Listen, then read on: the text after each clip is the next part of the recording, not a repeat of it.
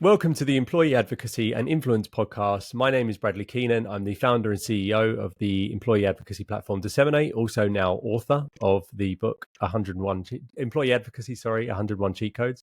And with me, I have Lewis Gray, who is our senior marketing manager. How are you, Lewis? I'm good, man. I feel like is this going to be shoehorned into every episode? Have you updated your LinkedIn yet? Yeah, I did do that thing where I put like author of, and I felt it was really cringy, but I sort of, we talk about this a lot with employee advocacy where people don't want to do it, but the benefit of actually doing it is there. So for me, I did feel a bit cringy writing author on LinkedIn, but it's going to raise awareness for the book and it's going to help promote the business. So it's all good. I mean, you did write a book, like by definition, I think you can. Yeah, I know, but when you become that guy and you see other people do it, and the worst one is when people say like best-selling author, and I'm like, best-selling on what?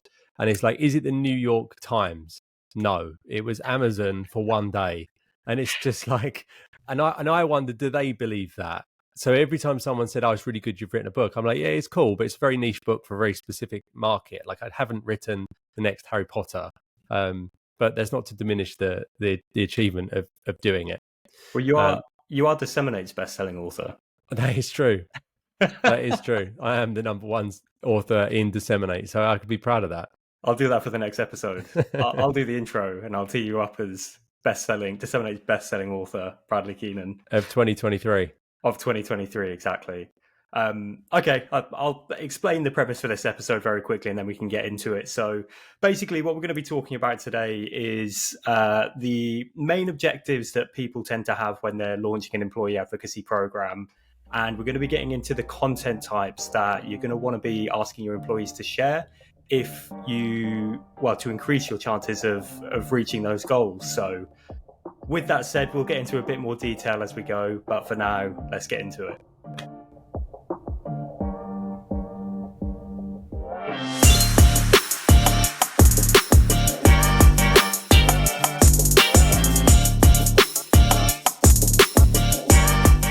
Okay, so the idea for this episode came about through conversations with our customer success team. So we were speaking with some of our customer success managers, and they were basically telling us that when companies are launching employee advocacy programs, generally speaking, they have a goal in mind. So they know what they want to achieve with employee advocacy. And if they don't, then we'll encourage them to think about that, because it's going to ultimately affect how you run your program. But what we were hearing is that there were two goals that always seem to come up. So the two most common objectives that people have when they're launching a program is they either want to generate more website traffic or they want to build awareness through the program. So depending on what your goals are, that's going to change the type of content that you put into your program and that you're asking your employees to share. But obviously we'll focus on LinkedIn when it comes to where you're sharing your content, just because generally speaking, that's where you're going to be asking your employees to share. But there's a lot of obviously talk about algorithm changes and what type of content performs the best on LinkedIn. People often shy away from links when they're trying to generate more reach, wrongly so, I think. But we wanted to kind of focus on what content types you should really be sharing depending on what your goals are. So we're going to hone in on those two main goals that we hear about the most. And don't get me wrong, they're not the only ones. So, people have all kinds of goals when it comes to employee advocacy. But we thought, for the sake of just kind of zeroing in on the most common goals with employee advocacy, we would just talk about the content types that are going to better your chances of seeing the best results and actually achieving those goals. But do you think those, sorry to interrupt, so when people, so you're saying about different, depending on the goal would depend on the content that you put into it or the types of content that you put in. For me, I think it's more about the volume of each type of content, as opposed to absolutes of saying, well, if your strategy is this, you should only do this. And I think that's one of the mistakes I see people do. So we had a call this week with a client. They've been a client for like 4 years. I won't name drop them for obvious reasons. But they only put in like one piece of content a week. And it's a very strategic thing that they do on a Friday. It's like a Friday roundup type thing. And that's the only piece of content they put in every week. And every week they have a huge number of their employees go and share it. And I was saying to them, you need to provide, the more content you put into it, the more of a habit it will form with people who are using it, the more that they'll see it as a resource for them as an individual. At the moment, if I worked for that company, I would feel like I was the resource to you as being, I heard this used yesterday. It was on a Gong recording, and the guy sort of apologized for saying it, but I was like, I love that. And he said employee advocacy was treated as like a Wi-Fi extender, range extender, for, and I actually quite like that analogy. But yeah, so people just see it as, I'm just going to utilize the employee to distribute this one piece of content a week, and that's why we have the program. Now, even if that is why you have the program, if you provided value from Monday to Thursday from whatever content, whether it's, we're going to talk about the different types of content, but even if it was things that had no benefit to the company whatsoever, outside of helping the employee generate their own personal brand, more people on Friday will come in and share that thing that is critical to you. But they really did just see it as absolute. Like, the only reason we signed up for this program is to distribute this Friday piece of content. We're not going to do anything else. And I just found that a little bit short-sighted. Yeah, definitely. I mean, I love the analogy as well. That's brilliant. I'm absolutely stealing that. It's going to be on the front page of the website. Your Wi-Fi extender for your communications. Yeah. No, I won't use it in a positive way.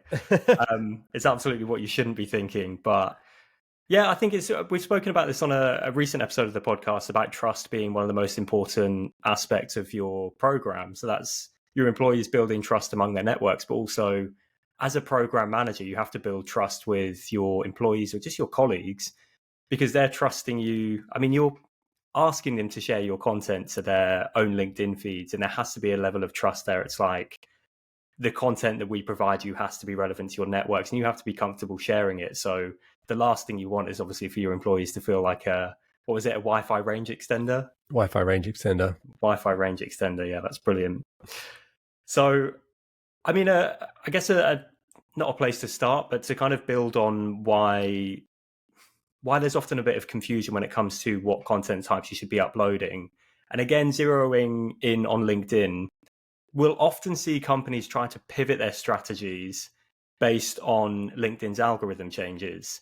So obviously, the algorithms are changing all the time. I think most recently was probably the biggest update to LinkedIn's algorithm we've had for a while. And we covered it on a previous podcast episode. We can link to that in the show notes below.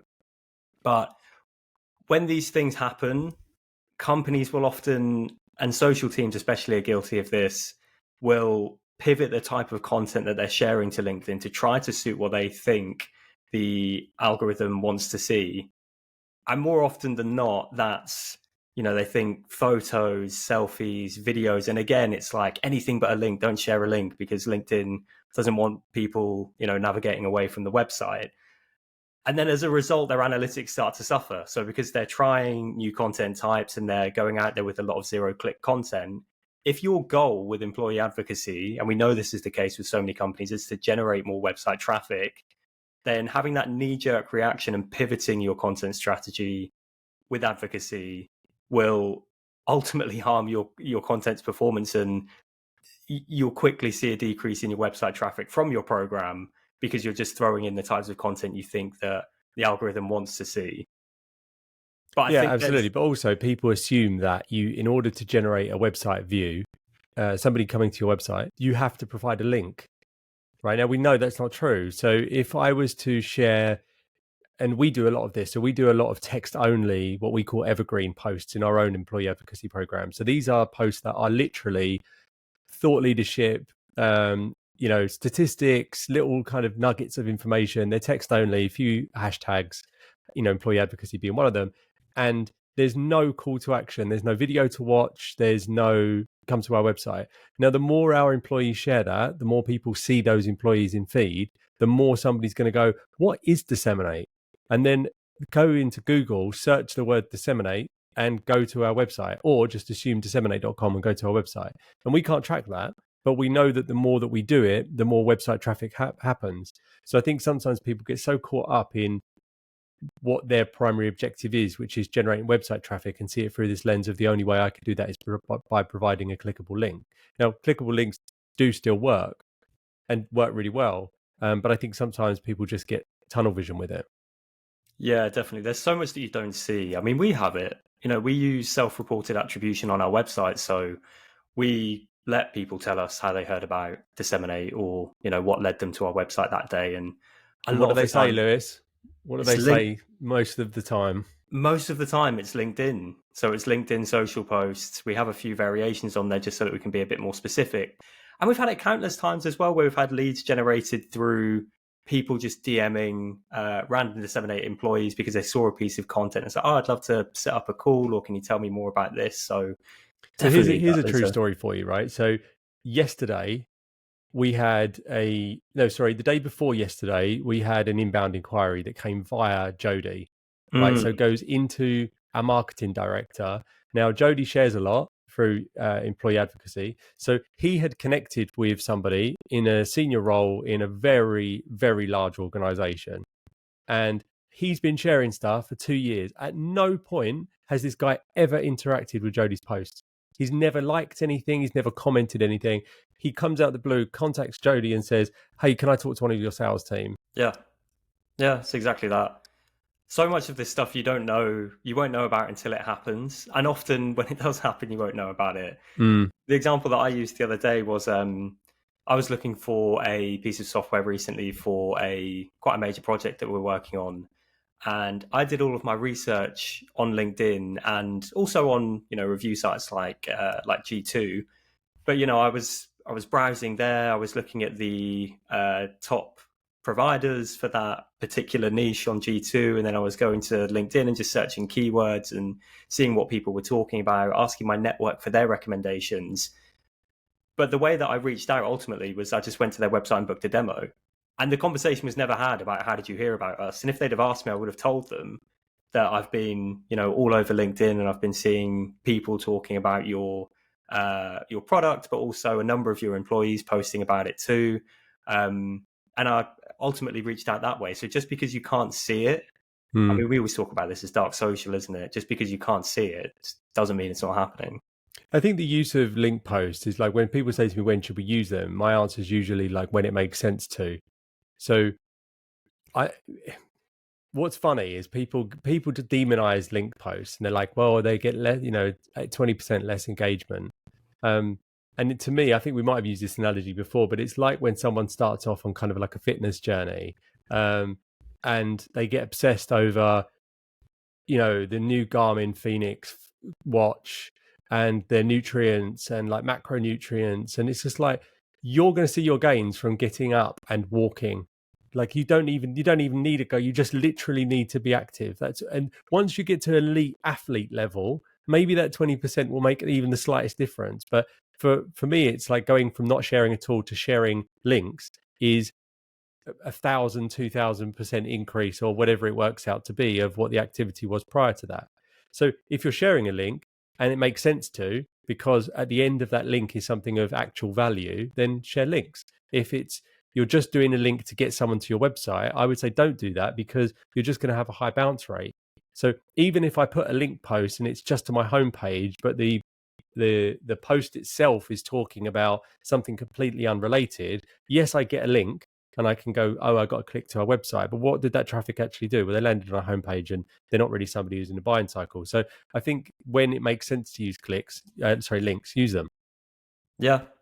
And talking about algorithm updates earlier, this is a bit of a tenuous link, but we produced an episode recently talking about the algorithm updates, which I think I've already mentioned, but we created an analogy in that episode, or an acronym rather. Sorry, it was PACT. That's PACKD. You created an analogy. I'm not taking credit for this one. I need to take ownership. Author of the acronym, Lewis Gray, creator of the PACT analogy. What was my acronym for your name the other day? I can't remember, man. I feel like you came up with it in about 20 seconds, but it was brilliant. Legend every week in style. That was what I said you were. Lewis, legend every week in style. Mate, I'll take it. Just with the podcast, it's every other week. But yeah, the acronym that we created for that episode was just about, it was basically, we summarized all of what the two senior individuals from LinkedIn had said the algorithm now wants from your social posts, and basically spoke about how you can write great content that people will engage with no matter what the post type is, whether that's a link post, an image, or whatever. provided, like Brad, you've just said, the value is there in the caption, you're not just trying to direct people to your website, then people are still going to click, if that makes sense. Like you have to, like the algorithm will show it to more people if the post itself offers value, speaks to a distinct audience, and everything that we cover in that acronym.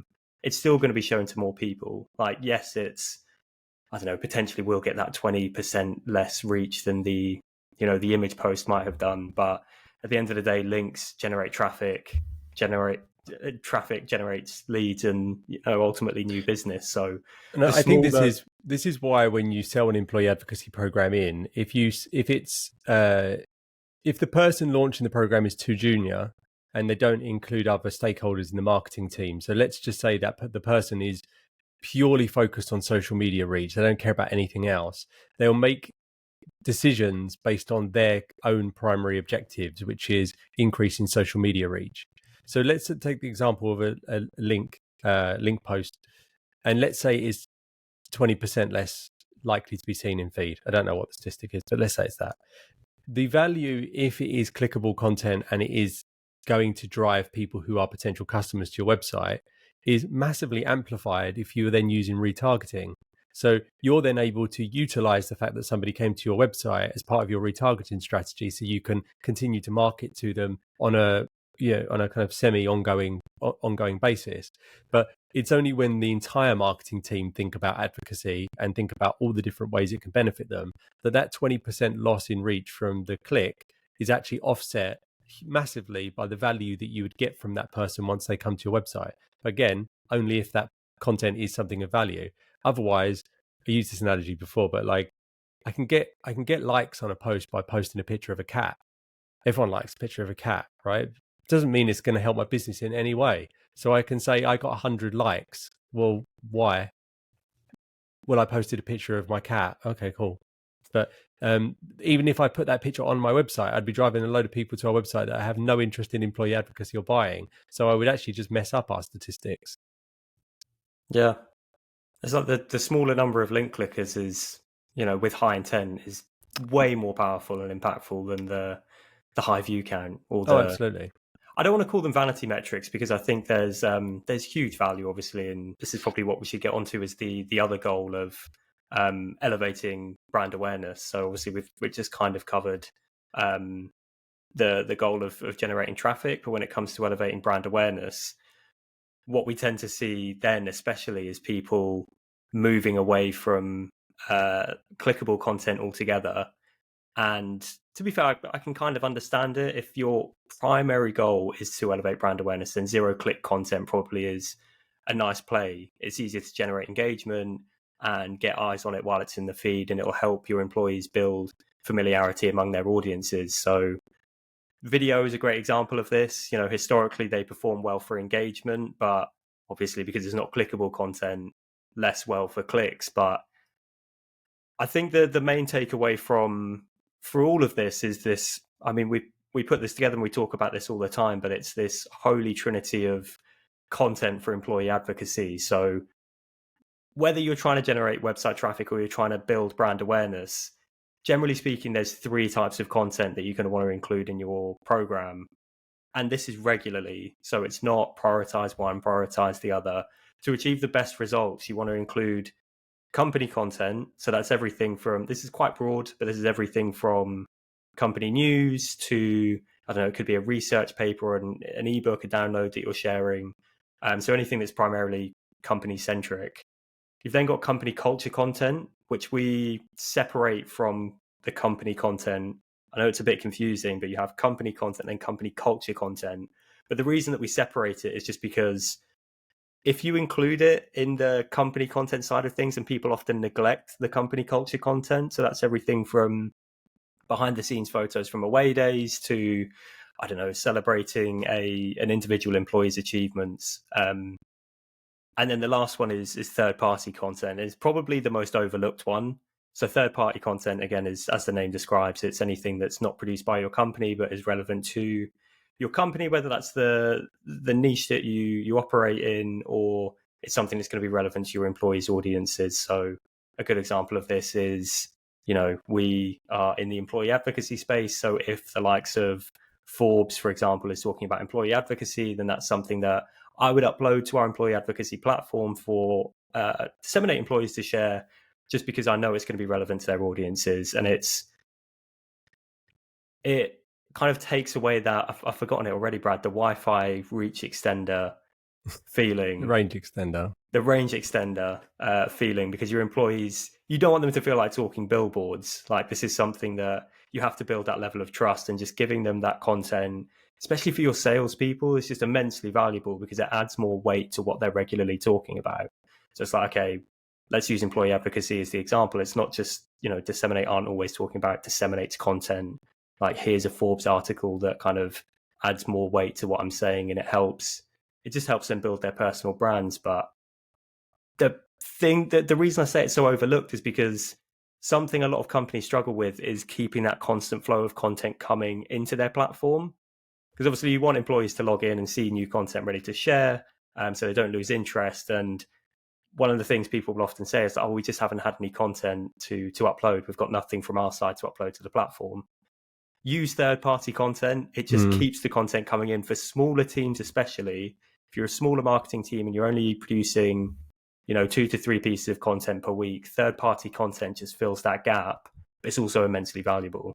And it's pretty easily, you can get your hands on it, because either you're going to do something pretty simple, like a Google News alert, and read the article and see whether it aligns with your company's message and strategy. What most people do is let their employees suggest the content to them at a kind of team level. So if a salesperson finds a piece of content that is peer-reviewed research, as an example, which helps them sell their product, then they can share that with other salespeople to say, hey, this is something that maybe you should share as well, because I shared it and it started a conversation with a prospective client. So I think sometimes it's like, it can seem daunting to add third-party content in there, but to find a relevant article is a lot quicker than writing one, I would say. Yeah, definitely. And especially if your goal is generating website traffic. So if you've set up an employee advocacy program for the sake of generating more website traffic, because it will have an immense effect on it. But then people will often shy away from third-party content, because it's like, well, why would we want to upload that and direct, our employees' audiences to somebody else's website?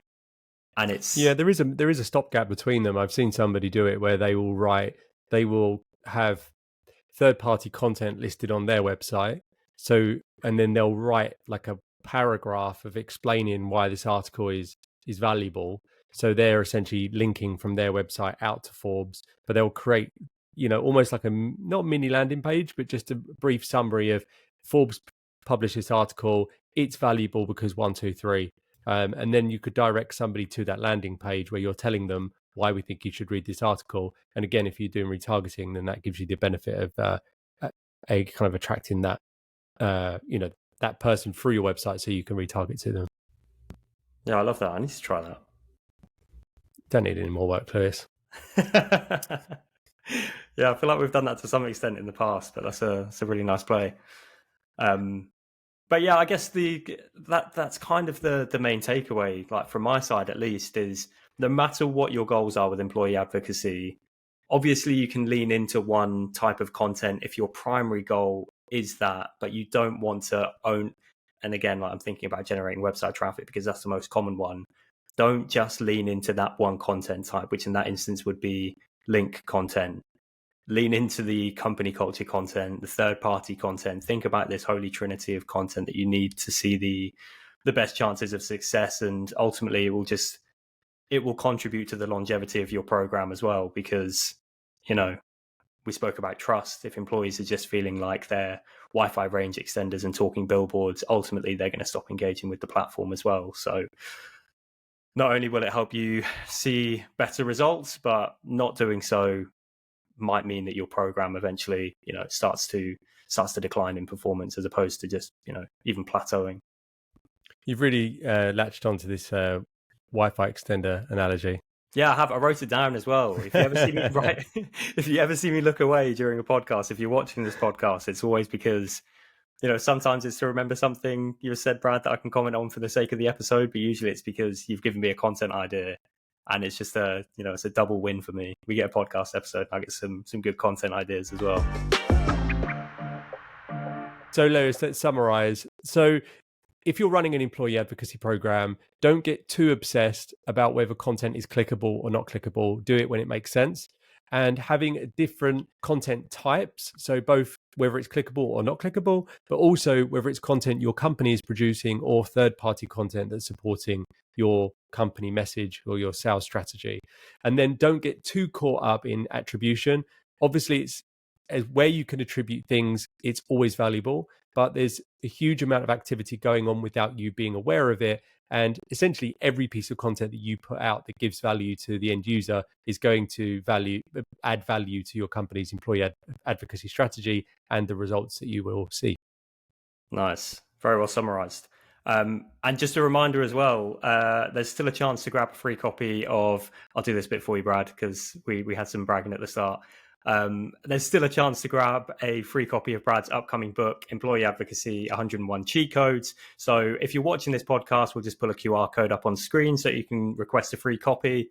And if you're listening, we'll drop the link in the show notes below. But if you did enjoy this episode, please do leave us a review wherever you listen to your podcasts. It's a massive help for us. But also, if you wanted to connect with myself or Bradley, the best way to do that is on LinkedIn. So thank you very much for listening, and we'll catch you in 2 weeks' time.